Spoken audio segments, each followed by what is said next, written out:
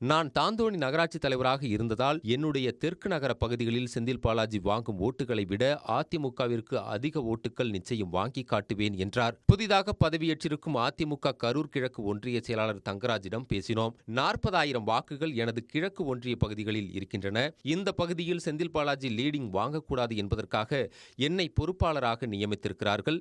எனக்கு கொடுத்த பொறுப்பை திறம்பட செய்து செந்தில் பாலாஜியை நிச்சயம் வீழ்த்துவேன் என்றார். இதுகுறித்து கரூர் மாநகராட்சி திமுக துணை மேயரும் கரூர் தெற்கு திமுக நகர செயலாளருமான தாரணி சரவணன் நம்மிடம் செந்தில் பாலாஜியை வீழ்த்த கரூர் தெற்கு நகர செயலாளராக எம்.ஆர். விஜயபாஸ்கர் நியமித்திருக்கும் ரவி தாந்தோணி நகராட்சி தலைவராக இருந்தவர். கடந்த சட்டமன்ற தேர்தலில் கரூர் தொகுதியில் சுயேட்சையாக போட்டியிட்டு வெறும் 379 வாக்குகள் மட்டுமே வாங்கியவர். இவரை வைத்துக் கொண்டு செந்தில் பாலாஜியை வீழ்த்துவோம் என விஜயபாஸ்கர் சவால் விடுகிறார். இவர் நியமித்திருக்கும் பொறுப்பாளர்கள் அனைவருமே செல்லா காசுகள். விஜயபாஸ்கரின் ராஜதந்திரங்கள் அனைத்தும் இந்த தேர்தலில் வீணாகும்.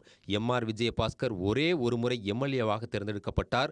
ஆனால் செந்தில் பாலாஜி கரூர் தொகுதியில் போட்டியிட்ட 3 தேர்தல்களிலும் அரவக்குறிச்சி தொகுதியில் போட்டியிட்ட 2 தேர்தலிலும் வெற்றி மட்டுமே பெற்றிருக்கிறார். அதேபோல கடந்த சட்டமன்ற தேர்தலில் கொங்கு மண்டலத்திலும் கரூர் மாவட்டத்தில் உள்ள 4 தொகுதிகளிலும் திமுகவை வெற்றி பெற வைத்தார். அரசியல் நிலவரம் இப்படி இருக்கும்போது செந்தில் பாலாஜியை அவரால் கனவில் கூட ஜெயிக்க முடியாது என்றார்.